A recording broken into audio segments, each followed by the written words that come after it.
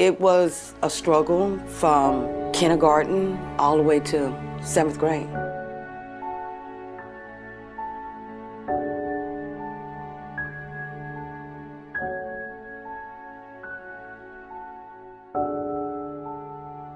I feel like some kids actually waited till I got to school and then bullied me all the way till it was time for me to go home.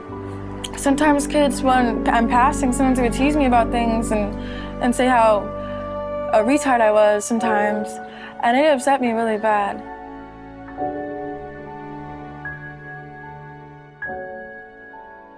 Many times, children with special needs are those that suffer at the hands of bullying. And we've heard a lot lately, in the media about bullying and the effects it has on the child. Sometimes I wouldn't even go to lunch because of the teasing. And I was scared to go sit next to everybody. Phylicia would hide out in the bathroom. She talked about killing herself. So I would go in the bathroom, I would eat my lunch in there, or I would cry about it in the bathroom. And it wasn't just the kids, it was the teachers too, because they just, felt like that Phylicia was always the problem. It was like she got in trouble for something that somebody else did to her. Since the kids felt like Phylicia was the problem, the teachers felt like she was the problem. They didn't see that she was normal but different. They just seen her with a disability.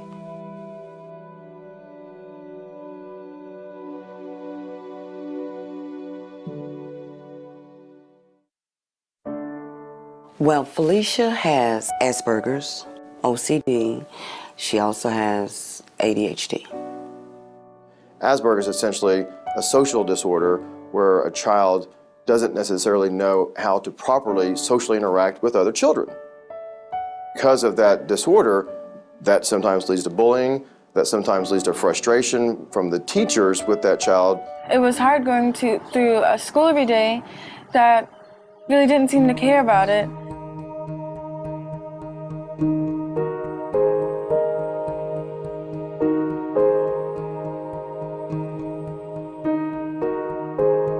I seen it in the paper, and it was like a blessing.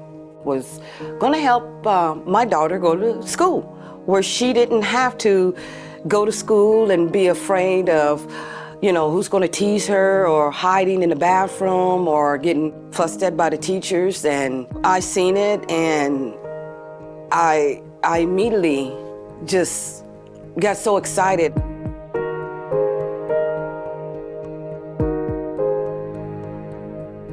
We're also going to have a play on words because it's going to be the name of one of our characters whose name is Ernest. So the importance of being Ernest. And being the character Ernest. So we're going to go ahead and start Act 1. And this is going to be a situational comedy, and a comedy of errors is what it's called. So a comedy of errors are always disguises, and there are always characters. Town & Country started in 1961. It was founded by a group of parents whose children had learning disabilities. We're Oklahoma's only non-public, non-profit, full-day program for children who have attention disorders, learning disabilities, autism, and Asperger's. I love my teachers. They talk to me, and they really seem whenever things are going bad for me, it seems like they really are really worried about me. They have just a special way with our kids. They just take a very individualized approach. They work with our kids one-on-one. Every child here has their special needs, and we address them one by one. Confidence, self-assurance, being able to feel like she's somebody, walking with her head up, tall. She's got friends. She feels comfortable with the teachers. Phylicia wakes up wanting to go to school.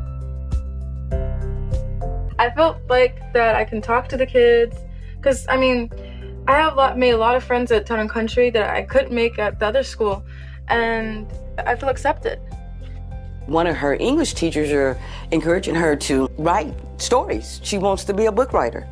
My favorite thing to write about is actually about teenagers, what I am, And this book is about, what I'm writing about is about these two girls, and I write about all the great antics and adventures that they get into while their parents are gone. Once they feel that they can learn, they will learn. Our children are very bright, they just learn differently. Just thinking back on it now, I mean, where Phylicia is now, it's such a relief. I can actually come home, rest, go to work. When Phylicia was in public schools, she would literally crawl in a ball because she did not want to go to school. To go back in that time now, it frightens me every time I think about it, you know. I probably feel hopeless because school was a daily challenge for me every day. And now it's not anymore, and I'm glad.